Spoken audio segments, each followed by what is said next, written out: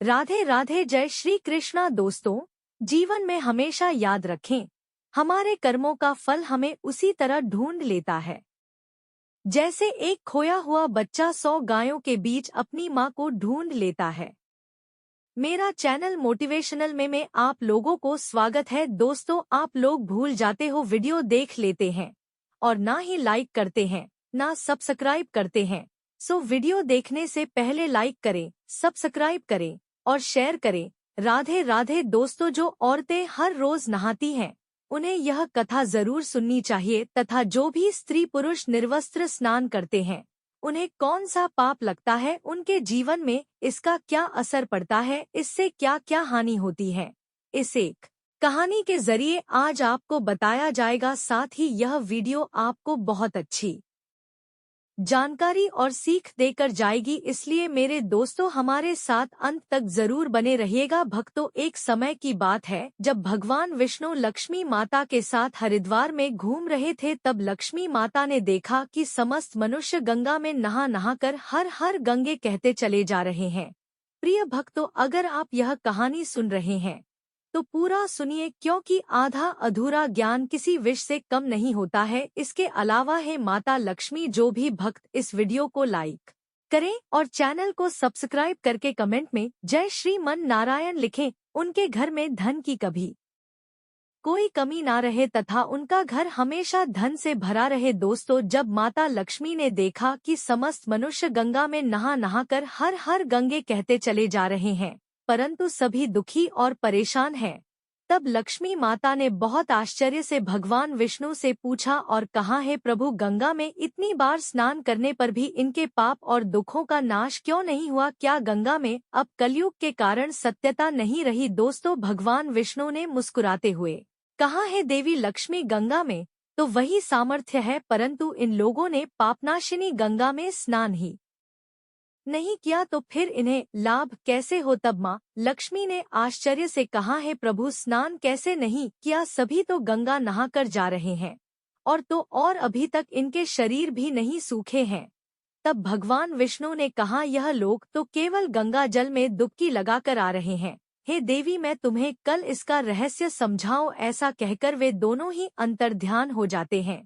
दोस्तों, वहीं दूसरे दिन अचानक से बहुत जोरों की बरसात होने लगी। सभी गलियां कीचड़ से भर गई। एक चौड़े रास्ते में एक गहरा गड्ढा था जिसमें चारों ओर से कीचड़ भर रहा था। तभी भगवान विष्णु ने लीला से एक ब्राह्मण का वृद्ध रूप धारण कर लिया और किसी विवश की तरह गड्ढे में जाकर ऐसे पड़ गए मानो कि जैसे कोई मनुष्य चलते चलते गड्ढे में गिर पड़ा हो और निकलने की चेष्टा करने पर भी ना निकल पा रहा हो। साथ ही लक्ष्मी जी को उन्होंने यह समझाकर गड्ढे के पास बैठा दिया कि देखो, तुम लोगों को सुना सुनाकर यूं पुकारती रहो कि मेरे वृद्ध पति अकस्मात गड्ढे में गिर पड़े हैं, कोई पुण्य आत्मा ही इन्हें निकालकर इनके प्राण बचाए और हम असहाय की सहायता करें। मित्रों, भगवान विष्णु ने लक्ष्मी जी को यह भी समझा दिया कि जब कोई गड्ढे में से मुझे निकालने को तैयार हो तब इतना और कह देना कि मेरे पति सर्वथा निष्पाप पुण्यवान ब्राह्मण है, इन्हें वही व्यक्ति छुए जो खुद भी निष्पाप हो। यदि आप निष्पाप हैं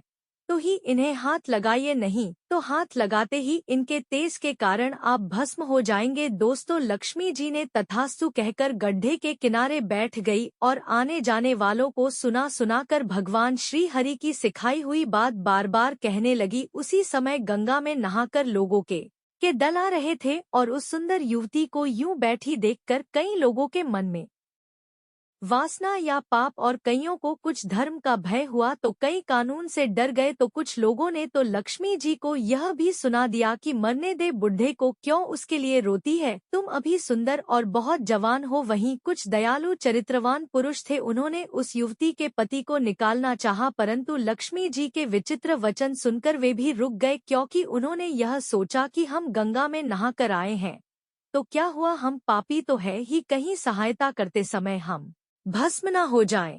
इस स्त्री के कथन के अनुसार पापी लोग खुद से ही भस्म होने वाले हैं और हमें अपने पुण्य और पाप की गिनती कैसे पता होगी? दोस्तों, किसी का भी साहस नहीं हुआ। सैकड़ों आए, सैकड़ों ने पूछा और बस चले गए। अब तो संध्या हो चली। तब भगवान विष्णु ने माता लक्ष्मी से कहा, देखा देखा आया कोई सच्चे हृदय से गंगा में नहाने वाला। दोस्तों तब थोड़ी ही देर के बाद एक नौजवान ब्राह्मण हाथ में लौटा ली हर हर गंगे कहता हुआ नदी से बाहर निकलकर मंदिर की ओर जा रहा था। जब उसकी दृष्टि उस स्त्री पर पड़ी तथा उनका अपने व्यवस्था का विलाप सुन युवक का हृदय करुणा से भर आया। उसने भगवान विष्णु को निकालने की पूरी तरह से तैयारी की, किंतु लक्ष्मी जी ने रोक कर कहा कि भाई, यदि तुम सर्वथा निष्पाप पुण्यवान नहीं होंगे तो मेरे पति को छूते ही तुम अपने आप लकर जाओगे। मित्रों, उस युवक ने उसी समय बिना किसी संकोच के दृढ़ निश्चय के साथ लक्ष्मी जी से कहा है, माता, मेरे निष्पाप तथा पुण्यवान होने में आपको संदेह क्यों होता है? आप देखती नहीं कि मैं अभी अभी गंगा जी में पुण्य स्नान करते हुए नहाकर आया हूँ। भला पापनाशिनी परम तेजस्वी गंगा मैया में गोता लगाने के बाद भी कभी पाप रहता है? देवी, मैं अभी आपके पति को इस पीड़ा से मुक्त कर इस दुर्गंध से बाहर निकालता हूँ, कृपया आप मेरा विश्वास करें। ऐसा कहते हुए उस युवक ने लपक कर बूढ़े को ऊपर उठा लिया। मित्रों, उस समय भगवान विष्णु और माँ लक्ष्मी ने उसे पुण्य फल का अधिकारी समझकर अपना असली स्वरूप प्रकट करते हुए उसे साक्षात दर्शन देकर कृतार्थ किया। मित्रों, वहीं भगवान विष्णु जी ने माता लक्ष्मी से कहा है, लक्ष्मी, इतने सारे लोगों में से केवल इस एक युवक ब्राह्मण ने ही गंगा स्नान किया है। हे देवी, इसी दृष्टांत के अनुसार जो लोग बिना श्रद्धा और विश्वास के केवल दम के लिए गंगा स्नान करते हैं, उन्हें वास्तविकता में कोई भी फल नहीं मिलता। परंतु इसका यह मतलब नहीं कि गंगा स्नान व्यर्थ जाता है। गंगा स्नान का बहुत पुण्य भी है। दोस्तों, विष्णु भगवान माता लक्ष्मी जी से कहते हैं, हे देवी, अब मैं आपको वह 12 बातें बताता हूँ। जो भी मनुष्य इन 12 बातों को नहाते समय ध्यान में रखता है, वह कभी भी दुखी नहीं रहता है। उसके घर में देवी लक्ष्मी का वास होता है, उसके घर में अपार धन आता है, घर में कभी भी लड़ाई झगड़ा या क्लेश नहीं होते हैं, उसका पूरा परिवार हंसी खुशी के साथ सुखपूर्वक जीवन व्यतीत करता है। दोस्तों, तब माता लक्ष्मी ने भगवान विष्णु से कहते हैं, कहा है, प्रभु भगवान, आप हमें वह 12 बताइए जिसका असर मनुष्य जीवन पर कैसे पड़ता है। इसके बारे में विषय में मैं जानना चाहती हूँ, कृपा करें और मेरी जिज्ञासा को शांत करें। दोस्तों, इसके बाद विष्णु भगवान उन बातों को बताना शुरू कर दिए और माता लक्ष्मी बहुत ध्यान से सुनने लगती है। प्रिय भक्ति, यह 12 बातें आप लोग भी बिल्कुल ध्यान से सुनना। इसके बाद विष्णु भगवान कहते हैं, हे प्रिय, यह 12 बातें बताने के बाद मैं आपको एक बात और बताऊंगा। जो औरतें कपड़े खोलकर स्नान करती हैं, उनके लिए यह बात बहुत ही महत्वपूर्ण है। तो हे लक्ष्मी, आप इस बात को बहुत ही ध्यान से सुनना। तभी विष्णु जी अपनी वाणी को शुरू कर और बताने लगते हैं। दोस्तों, विष्णु जी कहते हैं, प्रतिदिन स्नान करने से शरीर निरोगी रहता है तथा मन प्रसन्न रहता है। स्नान से चेहरे की क्रांति और शारीरिक आकर्षण में भी बढ़ोतरी होती है। अगर इस नित्य कर्म के दौरान कुछ शेष बातों का ध्यान रखा जाए तो आध्यात्मिकता से भी ज्यादा लाभ पाया जा सकता है। नहाने के क्रम में इन बातों का ख्याल जरूर रखा जाना चाहिए। सबसे पहले स्नान करने के बाद शुद्ध होकर पूजा पाठ आदि सारे काम करने के योग्य बनते हैं, इसलिए सुबह को ही स्नान कर लेना चाहिए। दूसरी बात, शास्त्रों में कहा गया है कि स्नान करने से इन 7 गुणों की प्राप्ति होती है। रूप, तेज, बल, पवित्रता, आयु, आरोग्य, निर्लोभ, पुष्टि व आरोग्य और स्वास्थ्य चाहने वालों को हर मौसम में और हर दिन स्नान करना चाहिए। चौथी बात, शास्त्रों में ये भी कहा गया है कि सुबह स्नान करने से पापों का नाश होता है और पुण्य मिलता है। ऐसा भी कहा गया है कि सुबह नहाने वालों के पास नकारात्मक शक्तियां नहीं भटकती, इसीलिए सुबह के समय स्नान करना ही उचित है। पांचवी बात, बीमारी के हालत में सिर के नीचे से ही स्नान करना चाहिए या गीले वस्त्रों से शरीर को पोंछ लेना एक तरह का स्नान ही कहा गया है। छठी बात, सुबह की लालिमा छाने से पहले ही स्नान कर लेना श्रेष्ठ माना गया है। सातवीं बात, तेल लगाकर और देह को मलमल कर नदी में नहाना मना है। इसकी जगह नदी से बाहर निकलकर तट पर ही शरीर साफ करके नदी में डुबकी लगाना उचित है। आठवीं बात, जिन घाटों पर कपड़े धोए जाते हैं वहाँ का जल अपवित्र माना गया है, इसलिए वहाँ से कुछ दूर हटकर ही नहाना चाहिए। 9वीं बात, नदी में 11 या 21 डुबकियां लगाना योग्य बताया गया है। 10वीं बात, पवित्र नदियों में कपड़े निचोड़ कर रखना मना है। नदी में किसी तरह की गंदगी नहीं बहानी चाहिए। 11वीं बात, नल की तुलना में झरने का पानी झरने से ज्यादा, नदी का पानी नदी के पानी से, किसी तीर्थ का जल तीर्थ के जल से गंगाजल अधिक श्रेष्ठ माना गया है। अंतिम 12वीं बात, गंगा माता का कथन है कि स्नान करते वक्त कोई चाहे जहाँ भी मेरा स्मरण करेगा मैं वहाँ के जल में प्रवेश कर जाऊंगी। दोस्तों, इसके बाद भगवान श्री हरि ने कहा है, लक्ष्मी अब मैं आपको औरतों के बारे में बताता हूँ जो औरतें कपड़े खोलकर स्नान करती हैं। धर्मशास्त्रों में हर एक चीज के लिए कुछ नियम बनाए गए हैं। इन नियमों में से स्नान को लेकर कई बातें बताई है। ऐसा भी माना जाता है कि आम व्यक्ति को शास्त्रों के नियमों का पालन जरूर करना चाहिए, जिससे उनके घर की सुख समृद्धि बनी रहती है और खुशहाली आती है, साथ में अपार धन बरसता है, माता लक्ष्मी प्रसन्न होती है।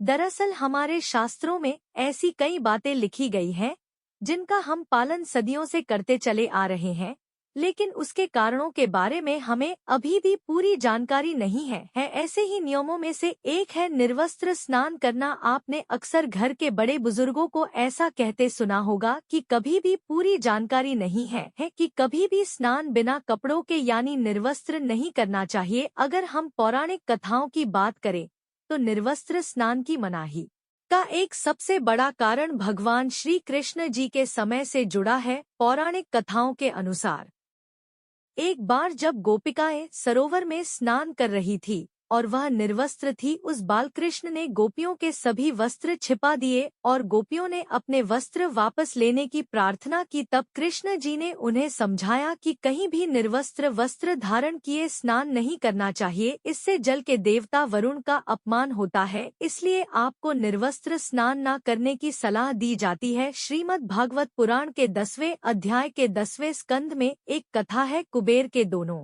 पुत्र नलकुर और मणिग्रीव भगवान के सेवक बन गए थे। धनवान होने के साथ ही साथ भगवान शिव की कृपा प्राप्ति के कारण दोनों घमंडी हो गए थे। अपने धन वैभव के अहंकार में एक दिन दोनों मंदाकिनी नदी के तट पर अप्सराओं से साथ मदिरा पीकर झल क्रीड़ा कर रहे थे। संयोगवश उस समय कहीं से भ्रमण करते हुए नारद मुनि वहां आ गए। नारद मुनि को देखकर अप्सराओं ने शाप के भय से जल्दी जल्दी वस्त्र धारण कर लिए। अप्सराओं ने हाथ जोड़कर नारद मुनि का अभिवादन किया, लेकिन कुबेर के पुत्रों ने नारद मुनि की ओर ध्यान तक नहीं दिया और निर्वस्त्र झल क्रीड़ा करते रहे। कुबेर के पुत्रों का ऐसा आचरण देखकर नारद मुनि क्रोधित हो गए और उन्हें शाप दे दिया। नारद मुनि ने कहा कि अहंकार के कारण तुम दोनों का व्यवहार जड़ के समान हो गया है, इसलिए तुम लोग वृक्ष बन जाओ। 100 वर्षों के बाद जब भगवान श्री कृष्ण का अवतार होगा तो वह तुम्हें शाप मुक्त करेंगे। नारद मुनि के शाप नलकुर और मणिग्रीव अर्जुन वृक्ष बन गए। इन दोनों वृक्षों के बीच से निकल गए, लेकिन उखली बीच में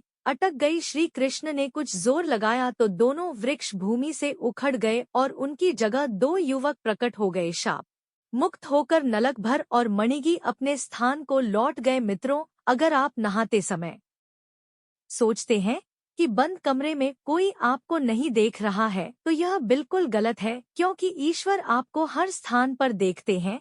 और यदि आप निर्वस्त्र होकर स्नान कर रहे हैं तो यह मुख्य रूप से जल के देवता वरुण का अपमान करने जैसा होता है। निर्वस्त्र स्नान से आपको पाप लग सकता है और आर्थिक एवं शारीरिक नुकसान पहुंच सकते हैं।